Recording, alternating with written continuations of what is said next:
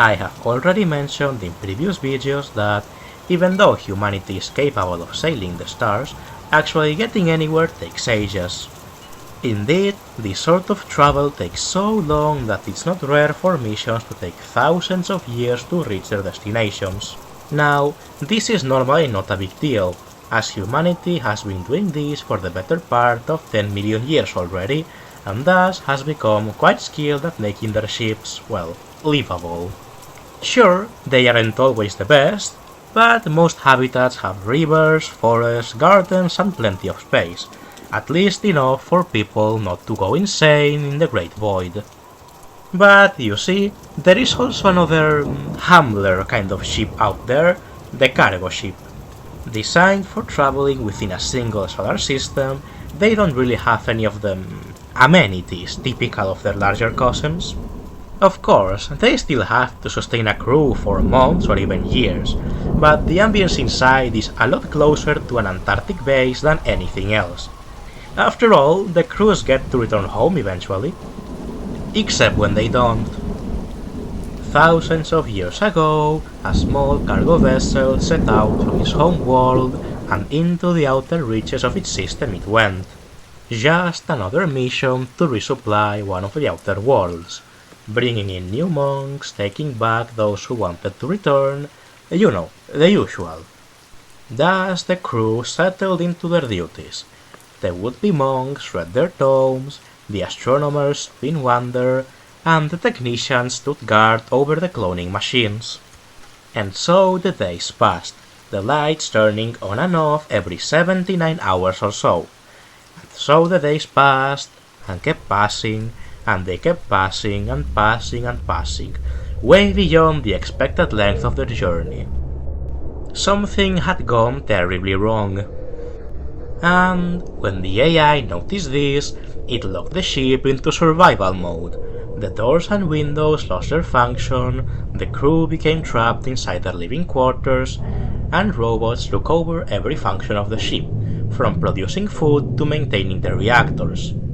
You see, it was not the first time something like this happened. Indeed, ships vanishing into the ether was such a common occurrence that even the humblest cargo ships were by then designed to be able to sustain their crews indefinitely if this happened. Be it to wait for a rescue, or to allow the people to fade away with some dignity instead of, well. And so the people were safe. Trapped and kept away from most things, but safe. Confined to a space barely larger than a hectare, but safe. Stuck with little to do, but safe. And indeed, once the original crew started dying, clones were made to replace them. Sure, the cloning machine on board wasn't meant for their use, but it's not like anyone would sue them now. And so, for 4,000 years, the people drifted through the void, and over time, they came to forget all those things that didn't exist within their 2 acres.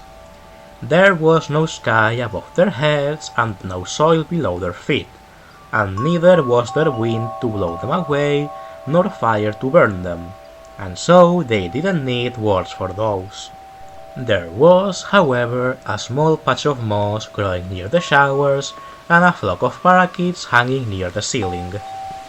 And so, these were all the other life forms they remembered after a while. Cooking? What was that? All the food came ready-made from a device in the wall. And surely all those tales about stars were made up too.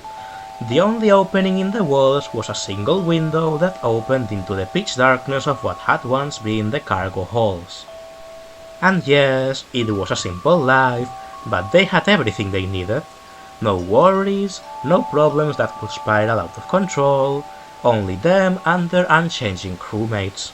There wasn't even any need for life or death as separate concepts. When one of the individual's bodies stopped working, they simply got a new copy.